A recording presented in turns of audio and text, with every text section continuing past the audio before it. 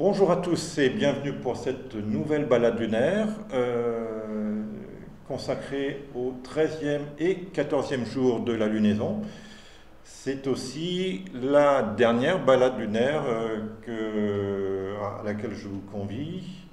On avait commencé il y a plus de 2 ans, je crois, lors du premier confinement, je crois, il me semble, un truc comme ça. Ouais. On avait commencé par la pleine lune, et puis pour une vue d'ensemble de la Lune, et puis après, chaque mois, au fil des jours de la lunaison, on a découvert un petit peu les reliefs intéressants à découvrir au jour le jour. Alors, le jour 13 et 14, c'est pas forcément les jours les plus intéressants de la lunaison. Vous savez que la pleine lune, c'est au 14e jour et quelques. La lunaison, ça dure 29 jours. Donc le jour 14, c'est 12 heures avant la pleine lune. Voilà. Et donc, c'est vrai qu'au 13e jour, déjà, entre le 13e jour et la pleine lune, il n'y a pas une énorme différence.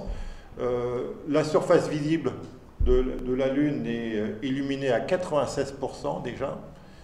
Au 14e jour, à 12 heures avant la pleine Lune, c'est 99,4%.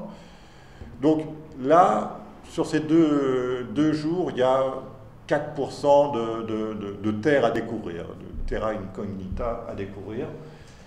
C'est aussi le moment de vous reparler de la libration. J'en avais parlé au tout début, parce qu'en fait là, comme chaque jour de la lunaison, on va s'intéresser essentiellement à la région du terminateur. La région du terminateur, je le rappelle, mais ça fait 14 fois que je le rappelle, mais je pense que ça commence à rentrer un petit peu, mais c'est cette zone entre le jour et la nuit, là où le soleil se lève sur la surface de la Lune, ou se couche, hein, si on est plutôt en lune descendante.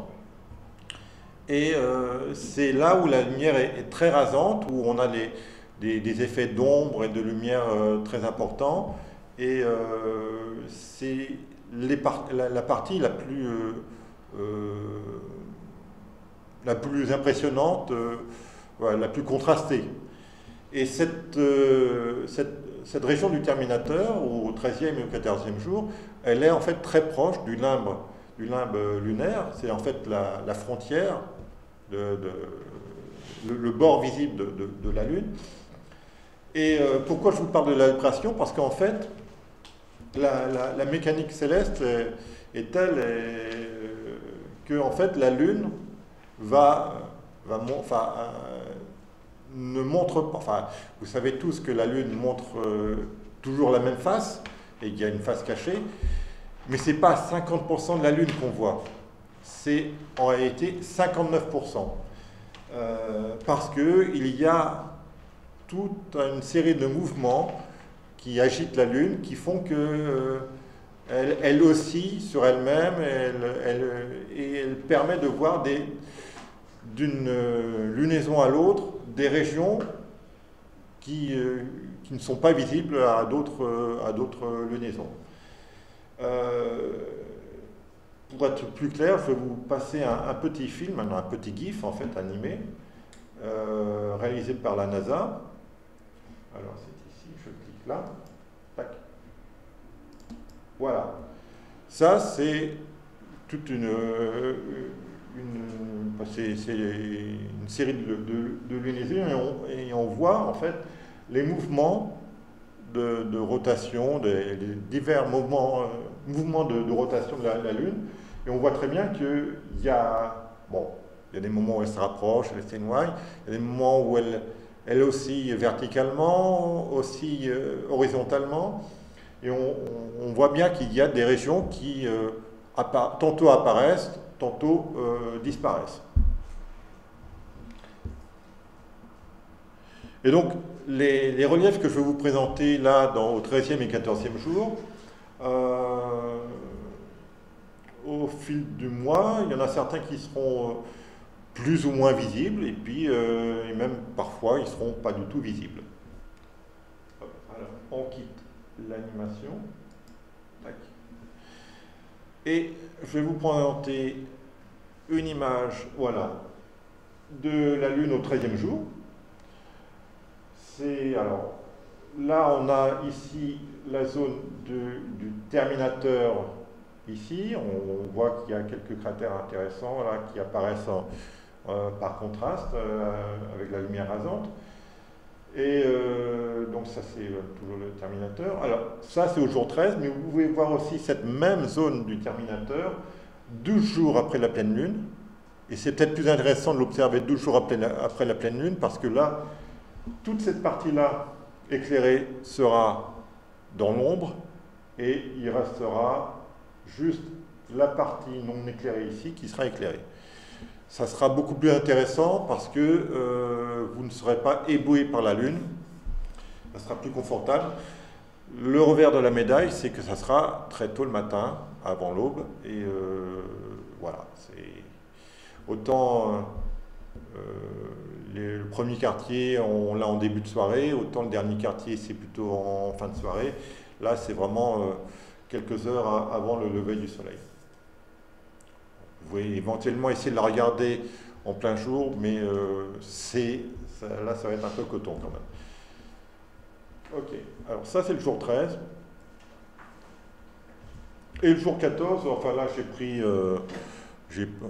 une image de pleine lune, hein, mais on est à 0,6% de différence de luminosité, donc voilà son aspect. Ok. Alors, quelles sont les grandes formations? Là, déjà, au 13e, 14e jour, on a quasiment toute la surface de visible. On va revenir sur l'océan des tempêtes, qu'on avait amplement découvert la dernière fois. Et là, maintenant, il est entièrement visible. Alors là, c'est une image qu'on ne voit pas d'habitude parce que c'est une image prise de biais, c'est-à-dire que ce n'est pas vu de la Terre, mais vu du satellite LRO, parce que là, il y a toute une partie ici qui n'est pas visible depuis la Terre. Voilà. Et donc, l'océan de tempête, c'est la plus grande mer lunaire, 2 102 000 km². Et voilà, c'est tout ça. Vous avez ici la mer des Crises et puis le lapin de Jade. Voilà. Et diverses petites mers ici. Voilà. On peut commencer à la voir à partir du 4e jour de la lunaison. Et puis pour la voir entièrement, c'est juste que... Parce qu'en fait, le bord de l'océan des tempêtes est visible quasiment au 13e jour.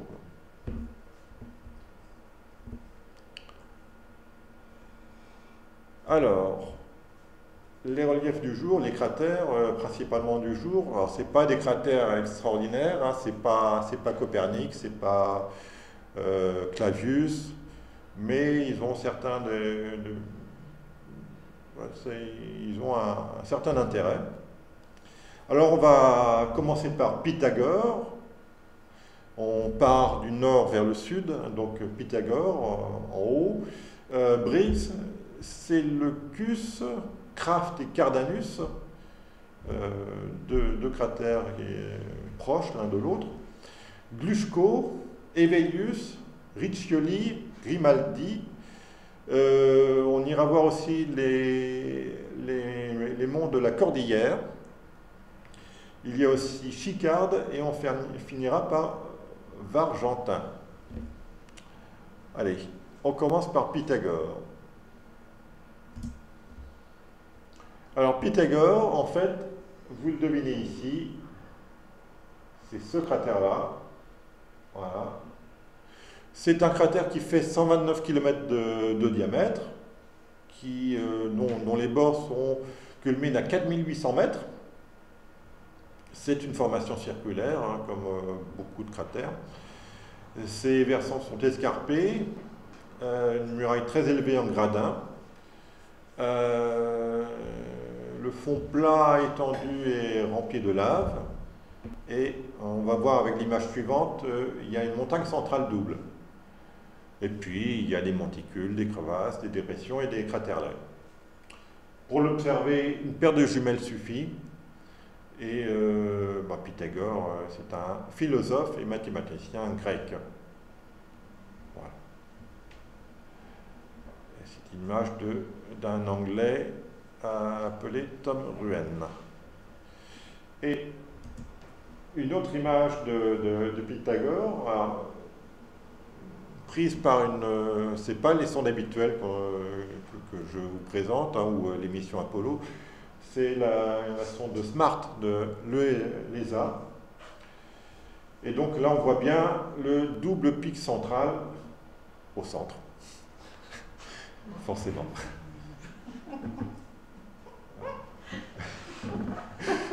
Bah oui. Voilà. Alors évidemment, on ne le voit pas comme ça, parce qu'on le voit vraiment sur le bord, mais voilà. Ok, on passe au suivant.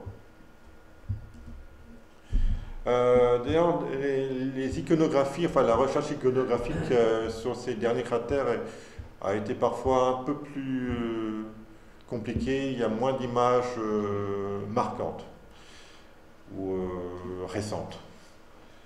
Alors, Briggs.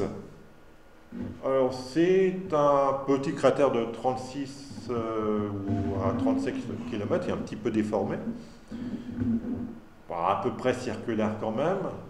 Ses versants sont escarpés, une muraille peu élevée, oui, puisqu'elle fait hauteur 1160 mètres.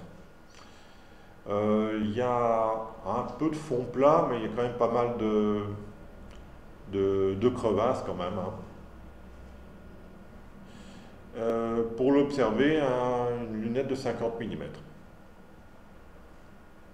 Henry Briggs est un mathématicien anglais du XVIIe siècle, auteur d'une table de 31 000 logarithmes à 14 décimales. Ça, c'est... okay. Et c'est une image de Lunar Orbiter 4, qui est une sonde des années 60, avant l'émission Apollo. Ok. Qu'est-ce qui a changé? Les images, enfin les photos. Ah oui, oui, oui. Ouais, c'est vrai que la définition à l'époque de Lunar Orbiter est un petit peu différente de la définition de l'image que vous allez voir suivante. Bon, c'est Apollo 15. Donc c'est déjà un petit peu mieux. Seleucus, ou Séleucos en français, c'est un cratère de 43 km de diamètre, 2290 mètres de hauteur hein, sur ses bords, forme circulaire, versant escarpé, muraille en gradin. On voit bien les gradins ici. Où est la souris? Elle est là. Attends, voilà.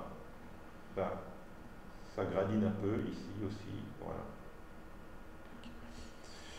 Le fond plat est rempli de lave et il y a une montagne centrale avec quelques cratères. À observer 6 jours après le premier quartier. Instrument minimal, lunette de 50 mm. Et Séleucos, c'est un astronome babylonien. C'est une image de la mission Apollo 15. Tac. Passons maintenant à Kraft et Cardanus. Ce sont deux cratères semblables qui font chacun 51 et 50 km. Il y en a un qui est un peu plus haut, qui fait 1250 mètres de haut, et l'autre 2300 mètres, c'est celui-là qui est plus haut. 2300 mètres. Ce sont des formations circulaires et forment un couple intéressant. On verra à la fin, en fait, la localisation de tous ces objets. avec la carte annotée. Alors Kraft, c'est le premier. C'est celui-là, je crois. On va voir, il me semble. Ces versants sont assez escarpés, muraille peu élevée en gradin, fond plat. Et Cardanus, ces versants sont escarpés aussi, et muraille élevée en gradin, fond plat peu étendu, avec une petite montagne centrale, là qu'on ne voit pas. C'est les sondes justement qui ont pu les montrer. Pour l'observer, une lunette de 50 aussi. Et Wolfgang Ludwig Kraft est un astronome physicien allemand du XVIIIe siècle. Les faits marquants, il vécut à Saint-Pétersbourg. Ça fait marquant. Ça a beaucoup marqué. En quoi c'est un fait marquant? Je ne sais pas, mais donc voilà, il y avait des cratères, il fallait des bouches-trous pour les nommer, donc ils ont trouvé cet astronome et physicien allemand. Voilà. Et sinon, Girolamo Cardano, ou aussi appelé Jérôme Cardan, est un médecin mathématicien et philosophe italien du XVIe siècle. Nombreux ouvrages philosophiques, incluant l'astrologie. C'est lui qui a inventé les nombres égalés d'ailleurs. Ah, tu le connais? D'accord. Les nombres égalés. Et résolution des équations du troisième degré. Okay. Et inventeur du cardan. D'où le nom. Jérôme Cardan, ouais. Le bien nommé. Là, c'est une image de Bernd Garken. Tac. On passe au suivant. Glushko. Glushko, c'est un petit cratère de 40 km de diamètre. J'ai pas beaucoup d'informations le concernant. Sauf qu'il, comme Tycho, comme d'autres, a un important système de rayonnement au départ du cratère. Donc c'est à observer au moment de la pleine lune ou 6 jours après le dernier quartier. L'instrument minimal, c'est une lunette de 50 mm. Et là, c'est une image LRO. Tout à l'heure, on fera une dernière fois un du Rasmot avec LRO, on verra la qualité de la définition de l'image. On aime bien les Rasmot. Alors, Glushko et maintenant Hevelius.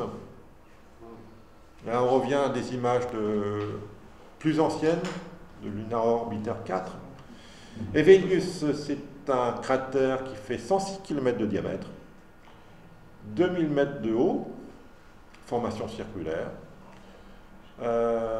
Il forme un couple remarquable avec un cratère voisin Cavalerius.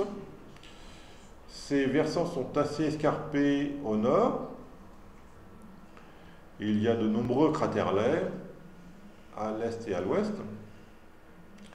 Une muraille peu élevée à l'ouest et un fond plat immense portant Hevelius A au nord, donc le gros cratère, ouais, elle est ma souris, elle est là. Ça c'est Hevelius A. Et puis une petite montagne centrale, un petit peu désaxée ici. Voilà.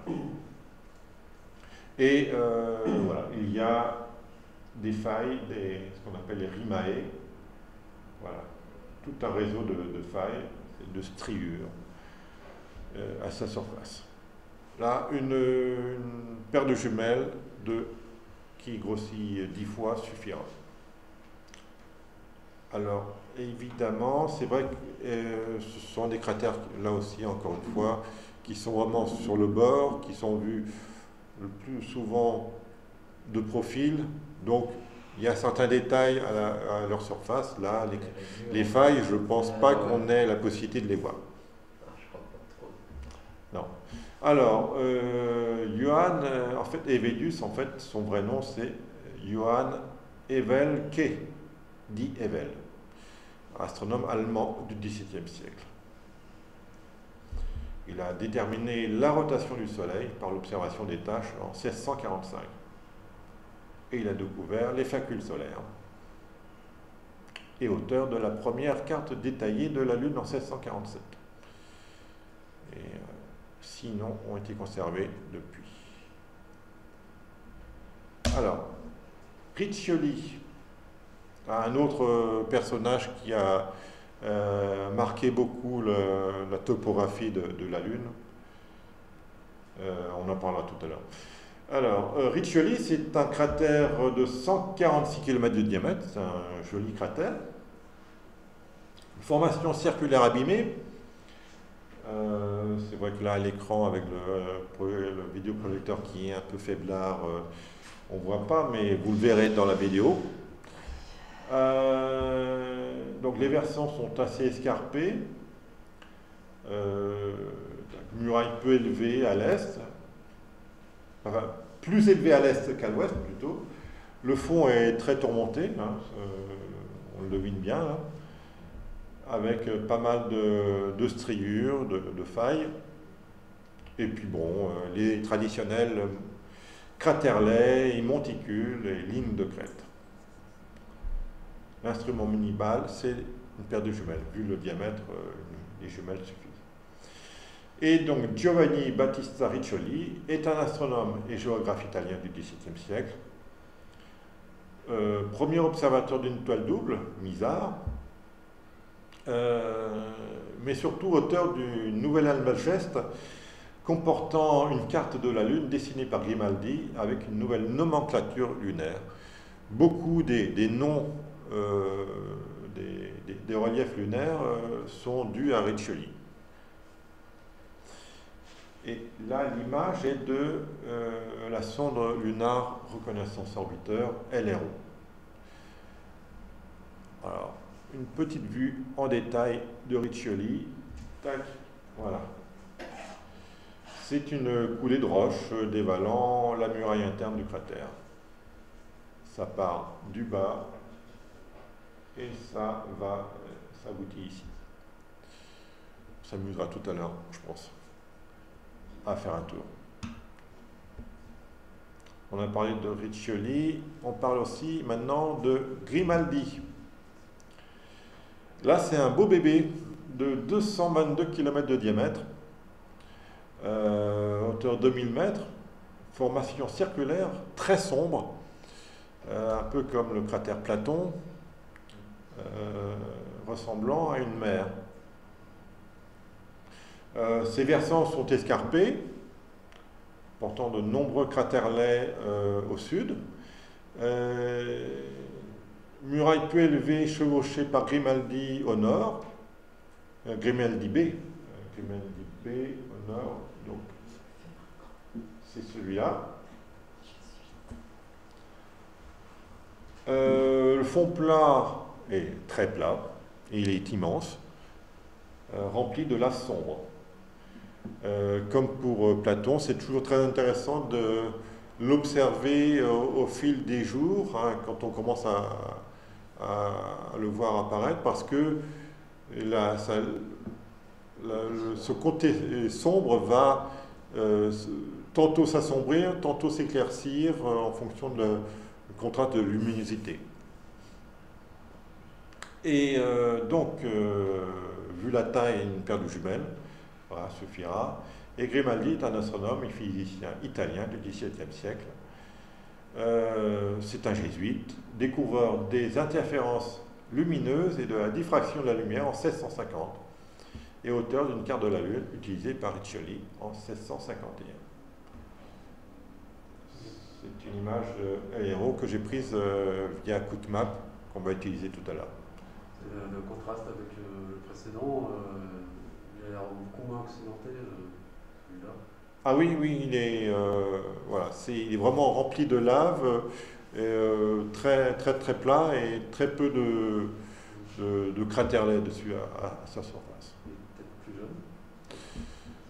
jeune. J'ai pas les infos sur les âges, j'ai parfois des infos, mais peut-être oui, oui. C'est pas faux, étant donné que si tu regardes sa surface, il y a très peu d'impact de la surface noire, tu vois très peu d'impact. Donc il est fort probable en général que la surface soit plus récente. Ouais. Ça se mesure souvent au nombre de cratères qui viennent se rajouter. C'est saisissant le contraste entre les deux. Ouais, ouais. Celui-là, il est vachement plus grand. Ouais, ouais, il est 222 km. Clavius fait 230 km de diamètre. Donc c'est un beau bébé. Ouais. Alors l'image suivante, c'est une image que vous ne verrez pas, à moins d'utiliser un transport, enfin une fusée pour destination de la Lune. Voilà, ça c'est une image, voilà, c'est en fait les monts de la Cordillère. Alors pourquoi je vous montre cette image-là? Vous la verrez mieux aussi en vidéo. C'est qu'en fait, là, vous avez ici une mer qui est dans la partie, dans la face cachée de la Lune, qui est la mer orientale. Vous reconnaissez ici, sur le bord, c'est l'océan des tempêtes. Et en fait, les monts Cordillères, ce sont les contreforts de la mer orientale. Tac. Voilà. Ça fait 900 km sur 300 km. Formation apparemment rectiligne, située dans la zone des librations. Alors, on parle, enfin, les monts Cordillères, on parle surtout de cette partie-là. C'est la seule qui est visible pour nous. Et voilà, c'est le genre d'objet qui, selon la lunaison, vous les verrez ou vous ne les verrez pas.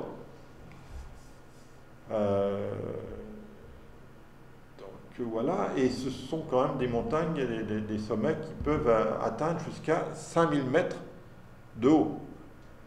Voilà. C'est à observer à la pleine lune ou 6 jours après le dernier quartier. Et on verra tout à l'heure avec la quick map, je me suis amusé tout à l'heure à observer, et en fait c'est comme si on voyait à l'horizon les falaises d'Étretat, quoi. Voilà. On n'a pas cette vue du dessus, mais on voit cette cassure nette à l'horizon sur le bord du limbe, sur le limbe de la Lune. Donc ça c'est une image générale, donc avec, pour vous situer un petit peu par rapport à l'océan des tempêtes. Voilà, c'est ici qu'on va voir. Et l'image suivante, c'est un peu plus près, une image LRO, avec une meilleure définition. Et donc, voilà, c'est ça qu'on va observer sur le bord. Tac. Remarquez quand même au passage l'énormité de cette mer orientale qui est probablement, certainement même un cratère d'impact. Vu la taille du truc, nos petits cratères d'impact sur la face visible font vraiment pas le figure. C'est vraiment un monstre. Hop, allez. Diapo suivante. Chicarde. Et là aussi, c'est je vais dire, non, je n'allais pas faire encore la blague, c'est un fameux 3 mâts. Non, c'est un cratère de 227 km, donc à peu près la taille de Clavius. Formation circulaire isolée, immense et de couleur sombre, lui aussi. Ses versants assez escarpés sont criblés de cratères. Voilà.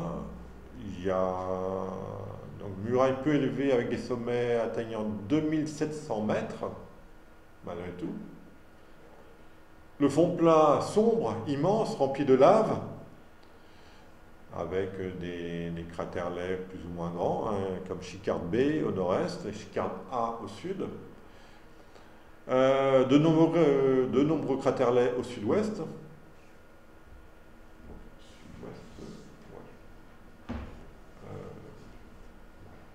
Voilà. Sud. Ouais, c'est ça. Oui, c'est ça. Avec des taches blanches et sombres aussi, et blanches et noires. Ok. Alors, instrument minimal des jumelles.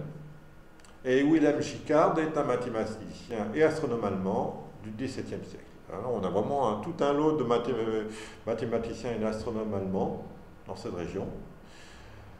C'est un correspondant et ami de Kepler et nombreux travaux sur la mécanique. Une image LRO. Et on va terminer l'inventaire des cratères pour ces jours 13 et 14 par Vargentin. Vargentin, un cratère de 85 km de diamètre, pas très haut, 300 mètres de haut. Alors, sa particularité, en fait, c'est que c'est une formation circulaire qui est surélevée. On le voit bien, en fait, à l'ouest. C'est un plateau. Voilà. C'est une sorte de plateau, en effet. Ça forme un trio intéressant avec Nasmyth et Phocylide.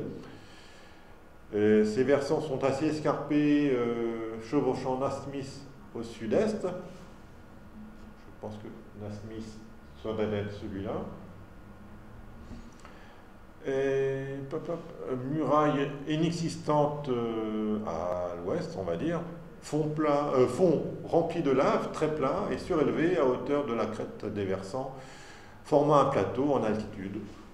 Et de nombreuses lignes de crête ressemblant à des dorsales. Voilà. Les dorsales, tac, ici, tac. Et encore d'autres petites dorsales aussi qu'on domine. Et quelques collines aussi. L'instrument minimal, une lunette de 50 mm. Et Père Wilhelm Vargentin est un astronome suédois du XVIIIe siècle, directeur de l'Observatoire de Stockholm. Ce sont des images de Lunar Reconnaissance Orbiter. Et maintenant, où se trouvent toutes ces petites merveilles? Alors, là, évidemment, la carte, c'est illisible. On va utiliser l'image zoomable, ici. Tac. Alors, ça veut s'ouvrir. Voilà. On va se rapprocher. Donc, on part du nord. Donc là, on a Platon ici, la mer des Crises, on la reconnaît. Et Pythagore. Paf, voilà. On voit bien donc là le pic central au centre. Voilà. Le double pic central. Voilà. On va descendre un petit peu. Donc là, toujours sur le terminateur. Briggs. Briggs, c'est celui-ci. Une sorte un petit peu comme une amande en fait. Là, vu de façon oblique, il est un petit peu déformé. On continue. On a Seleucus. C'est des trucs pas visibles, ça. Si, c'est tout à fait visible. Faut être patient. Voilà. Kraft et Cardanus. On fait la différence parce qu'il y en a un qui a un craterlet à l'intérieur. Tac.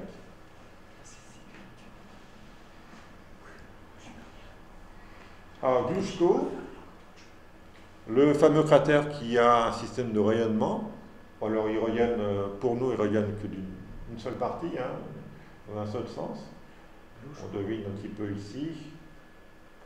Mais voilà, en vision directe, à l'œil nu, je pense que ce sera... Bon, c'est éblouissant évidemment au moment de la pleine lune, mais voilà, c'est des choses qu'on pourra remarquer. Et ça, c'est donc Glushko. Et Vénus, un peu plus compliqué à observer parce que il n'y a pas un énorme contraste, mais c'est ce grand cratère en fait. Voilà.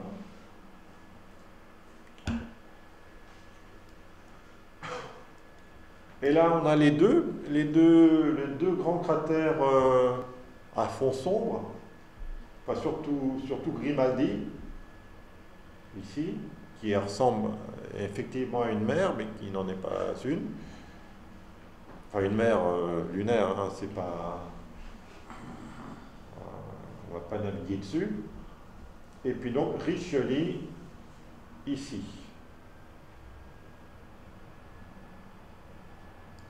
On descend, et voilà les monts de la Cordillère, les contreforts de la mer orientale, nous sont inaccessibles, et voilà, on les devine bien ici, voilà.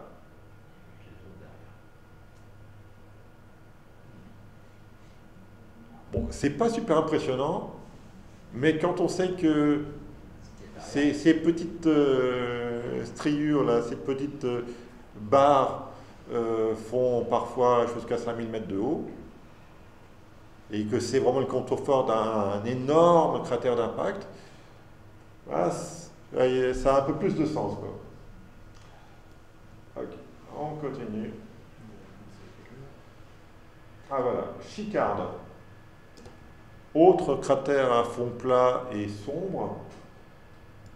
Je vais le mettre ici, un peu en lumière. Voilà. Alors évidemment, comme ils sont vus de profil, ils paraissent déformés, mais ils sont plus ou moins circulaires. Et puis en dessous, alors là évidemment, il faut de bons yeux. Après c'est aussi une question de définition d'image, hein. Je pense que dans un télescope, dans un bon télescope, vous les verrez, ils paraîtront mieux contrastés. Puis ça dépend aussi à quel moment vous allez l'observer.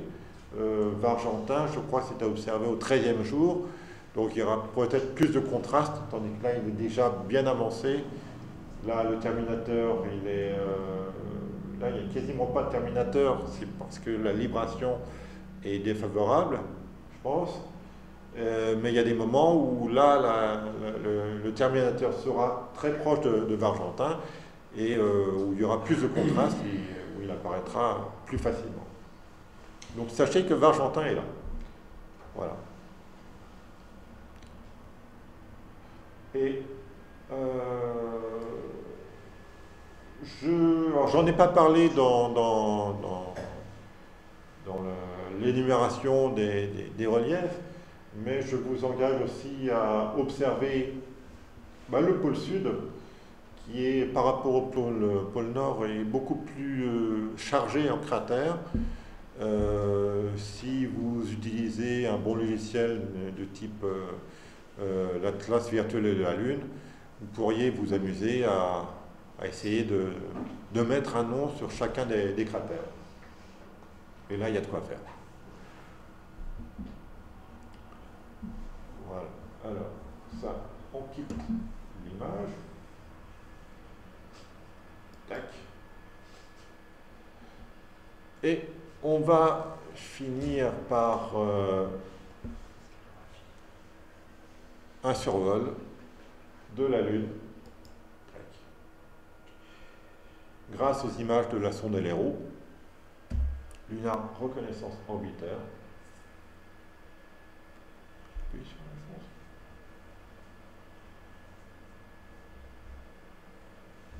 Ouais, c'est ça. Okay. Le temps que ça charge.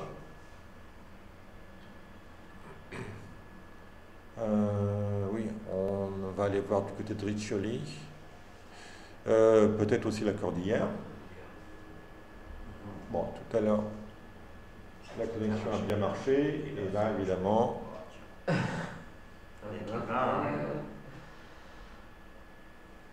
va le faire.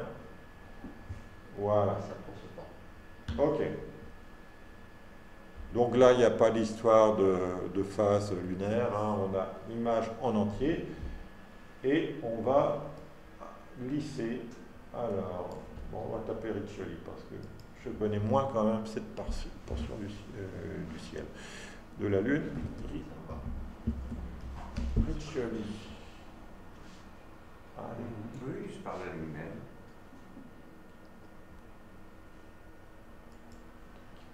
Voilà. Ça va charger. Voilà. Voilà. J'enlève. Non, c'est pas ça.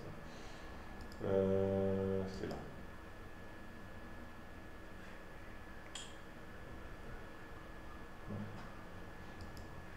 Ah non, d'accord. Ok, j'enlève. Ok. Allez.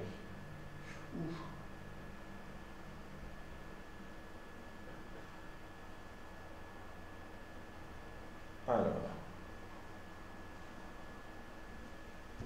On peut lui je demander de trop. Attends, voilà. Je Ouais, fais il ne faut cela. pas trop augmenter, Eric, hein, t'es sur le profil là. Ouais. Mais on peut le monter quand même.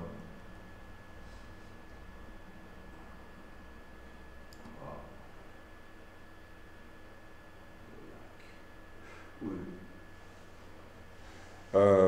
Oui, à certaines séances, on pouvait voir les traces de rochers Qui roule. voilà, qui roulaient sur les pentes. Là, ça va être chaud. Et là, c'est pas lourd. Là, en fait, on a des détails de 1,88 m, on peut aller jusqu'à 50 cm.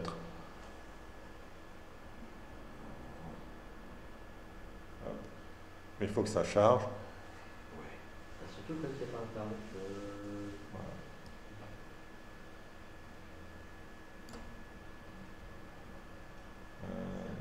Tac. Ouais. Voilà. Tu me dis pas charger. Alors, il y a des failles, quelques failles.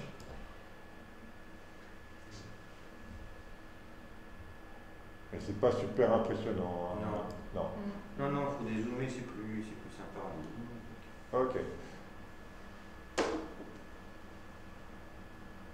Alors après, les différences ici, c'est les images de la sonde LRO sont faites à divers moments avec des éclairages différents, ce qui fait que ça, bon, il y a des fois des bandes avec des contrastes différents. Voilà.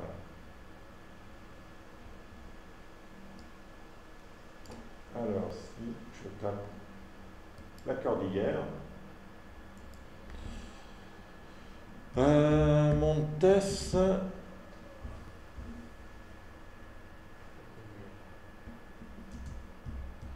Cordillera, il est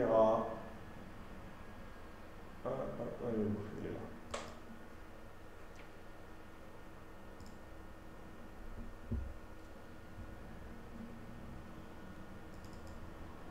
Ah, alors attendez.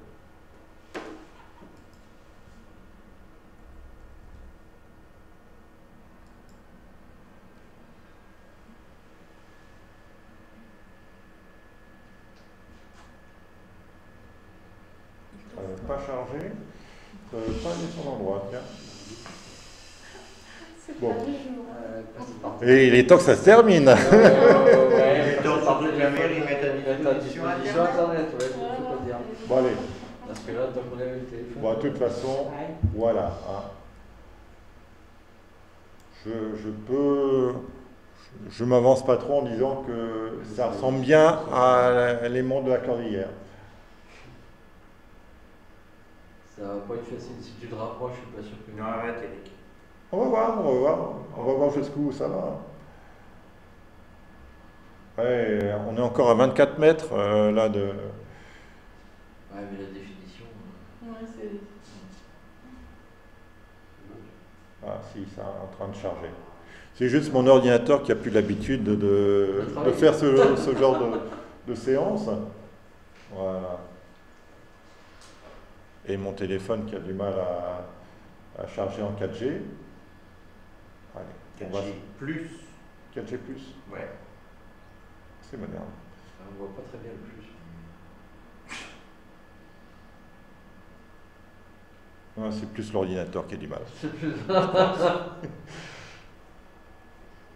Allez, hop. Ah, mais si tu grossis à chaque fois, il n'y a pas le temps de charger. Ah, puis là, il y a des bandes. Voilà, c'est quand même. Petit à petit, petit ça à arrive. petit. Mais après, on ne sait plus où on est. On ne sait pas trop ce que c'est, Eric, hein, c'est ça le problème, à force de vouloir grossir. Ouais. En plus, c'est à contre-jour. Qu'est-ce que vous êtes défaitiste? Non, tu nous as donné trop bien auparavant, donc là, vraiment, c'est pas ça. Brigitte est très déçue, tu as Ouais, coupé ton exactement. budget. Oui. D'accord. Voilà. Tu ne veux pas nous montrer le Moapna par la face, par-dessus, plutôt que vouloir absolument nous le montrer de profil, comme tu me l'as montré hier soir? Mais ça, c'était avec. Ça, c'était avec l'Atlas virtuel de la Lune. Bah oui, c'est bien. Le blanc, c'est mal. Oui, normalement. Ça permet de voir au moins la taille de la bête. Je sais pas, hein. Non, s'il n'y a pas la possibilité de faire ça aussi sur Les héros. LRO. Attaqué par la face ouest. Tac. Ah, je sais plus. Je vais essayer ça. Voir. Non. C'est pas ça. Non, mais c'est Ouais. plus.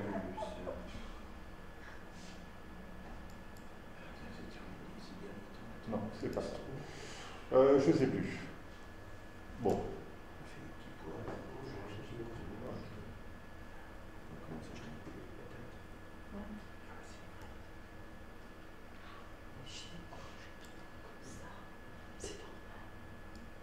Avant d'aller sur l'Atlas virtuel de la Lune, est-ce qu'il y a un dernier objet que vous aimeriez revoir, qui vous avait marqué via la Quick Map?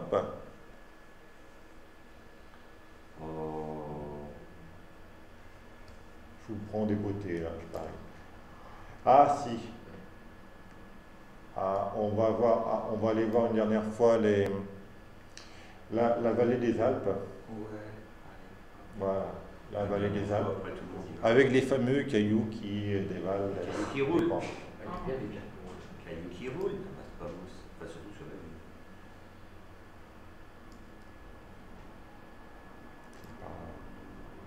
Ouais. Prends plutôt un morceau bien éclairé, Eric, si tu veux chercher des cailloux qui roulent. Hein. Parce que si tu vas dans l'ombre.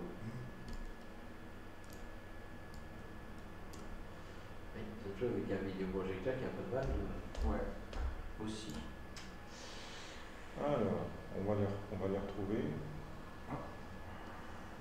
Alors, tac. Alors, je recule parce que je sais plus comment je crois que c'était plus par là. On va les retrouver. Ah oui, c'était là, oui, voilà. On va recharger le cahier. Recharge du caillou perdu. Il est vraiment temps que les vacances arrivent. Ouais. On sent que ouais, ça commence à devenir dur. Allez, Cherche Allez. sur le- allez, toi. Ça peut- Ah, ça se rapproche. C'est Il tranquille. va falloir pédaler maintenant pour avoir de Internet. Arrête ça. Ouais. Oh, bon sang. On va quand même avoir des cailloux qui roulent, non? Je te jure, tu les verras pas en direct. Cherchez un peu et Si cherchez. tu arrives à les voir rouler, wow. Dans la bande un peu pénombre. Ah, voilà. Voilà. Je pense Tu que... les as sur le côté. Non Ouais, Voilà. peut-être. Ouais, si. Ah, ouais, voilà, on les voit. Et ici, voilà. Ah. Voilà, Ouais. nos fameux cailloux. Qui roule. Enfin, Bon, pas c'est... caillou, Eric, parce que là, on va faire de la trace. Là, on voit là. Voilà, Avec sa là, trace. il y en a un. Là, il y a un caillou qui est arrivé comme ça. Ah si, il a dû arriver comme ça, voilà. Regardez un petit peu toutes ces traces là. Ah, il est bien sur le carreau et c'est cailloux. Ce qui est fabuleux, c'est la définition. C'est Voilà. la capacité. Là, voilà, on est à 50 cm de définition. Voilà. C'est un feu d'artifice de cailloux. Ouais. Oui, c'était plus C'est d'accord. vrai. Il y en a de partout. Il y en a de partout. On fait une petite compète sur celui qui était 100 km le plus vite. Il y a des gros cailloux, il y a des petits cailloux. C'est pas la vallée des Alpes qu'on aurait dû appeler, c'est la vallée du Petit Pousset. Voilà. Mais c'est que tu deviens poétique. Oui, mais je suis un poète. Alors, je vais quitter donc une dernière fois LRO et sa QuickMap. Hop. Et puis ça va libérer un petit peu de mémoire parce que ça... C'est gourmand. Voilà. Vous aurez toujours dans la vidéo, enfin en bas de la vidéo, le lien vers QuickMap pour continuer à vous balader aussi à la surface de la Lune. Et donc les ressources qui m'ont permis de faire toutes ces balades, donc c'est le bouquin de Pierre Bourges et Jean Lacroux, à la feu des étoiles, avec son chapitre La Lune au jour le jour, en sachant évidemment, hein, comme je parlais tout à l'heure de l'effet de vibration, c'est que présenter des objets à un jour donné, en fait, il se peut qu'un cratère qu'on va observer à une lunaison le 7e jour va être visible le 8e jour à une autre lunaison ou le 6e jour à une autre lunaison. Mais au moins, si vous visionnez toutes les vidéos des balades lunaires, vous aurez tous les objets remarquables à observer sur la Lune. C'est astucieux, non? Alors, donc voilà, donc à la feu des étoiles, le logiciel Atlas virtuel de la Lune, avec lequel on va terminer. Et pour les images, j'ai été pioché dans Wikipédia et Wikimedia Commons. Voilà, et puis voilà. Tac, je quitte ça. Tac, échappe. Et on va ouvrir, alors, ça je peux fermer. Ça libère de la mémoire. Hop, Atlas virtuel de la Lune.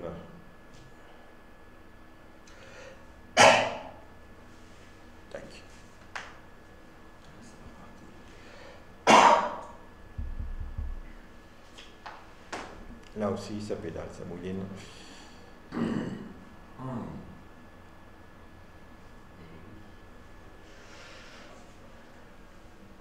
On va y arriver.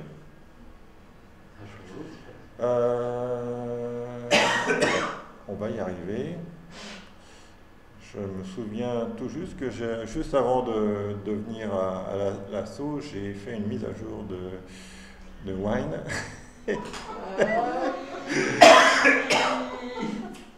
Là, c'est le coup, paf. Il est chaud. Ah non, c'est bon, voilà. Ça arrive. Hop, Atlas virtuel de la Lune. Voilà, la Lune.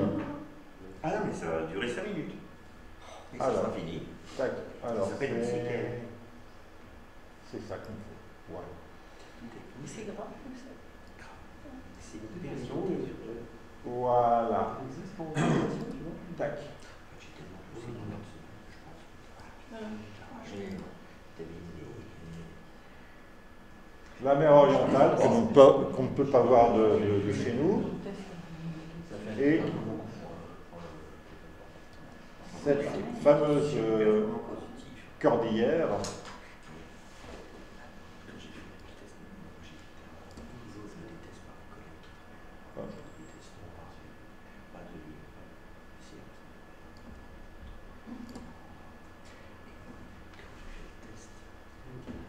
voilà.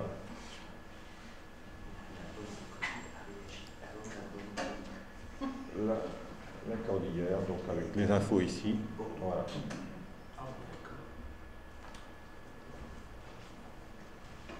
Donc excellent, excellent logiciel qui permet de montrer en fait la Lune à l'heure et au jour que vous voulez, avec plein d'informations sur les objets, sur la taille, la description, l'observation, son origine, l'origine du nom et tout ça. La cordillère qui nous montre de quel ensemble ça fait partie. Bah, je l'ai montré, mais il faut suivre un petit peu. Voilà. Voilà. C'est la mer orientale. Non, on ne la voit pas, je parle. Ça sert à C'est rien. pas grave, et tu la vois pas. Donc ça sert à rien. Non, mais c'est pour montrer de quel ensemble le petit bout qu'on voit avec la cordillère, qu'on peut voir certains jours. La mer orientale fait 300 km de diamètre. Mais je pense que c'est vraiment juste la partie là. Hein, oui. parce que ça, c'est quand même beaucoup plus grand. Il y a un sacré impact quand même. Voilà. Avec pas mal des effets d'onde. Hein, Oui, ça qui double effet. C'est pour ça C'est pour ça qu'il n'y a plus de dinosaures sur la Lune, oui, exactement. Voilà. Brigitte. C'est pour ça qu'il n'y a plus de... Regarde, oui. C'est bien, Brigitte, tu suis. Il n'y a plus de dinosaures sur la Lune, oui, grâce à ça. Ok. Non, à bien. cause de ça, À faudra cause. ça. D'accord, c'est bien. Tu vois, j'ai tout suivi. C'est vive. Oui, Ah, on voit ça, ouais, non mais. Donc bientôt les vacances. Donc voilà, ainsi se termine ce chapitre des balades lunaires. J'espère que vous les aurez appréciées, autant que j'aurais apprécié à les faire. Et puis vous les retrouverez toutes sur notre site internet, sur YouTube, sur notre chaîne YouTube, dans une playlist consacrée aux balades lunaires. Et puis à bientôt pour de nouvelles aventures. Et n'hésitez pas aussi à mettre un petit pouce bleu ou d'autres couleurs si vous avez une interface qui est personnalisée pour soutenir notre chaîne. À bientôt. Et bonnes vacances. Et puis, enfin, sauf si vous nous observez, si vous regardez la vidéo en octobre, à la rentrée, ça ne sera plus vraiment les vacances, mais voilà. Allez, salut tout le monde, au revoir et puis à bientôt.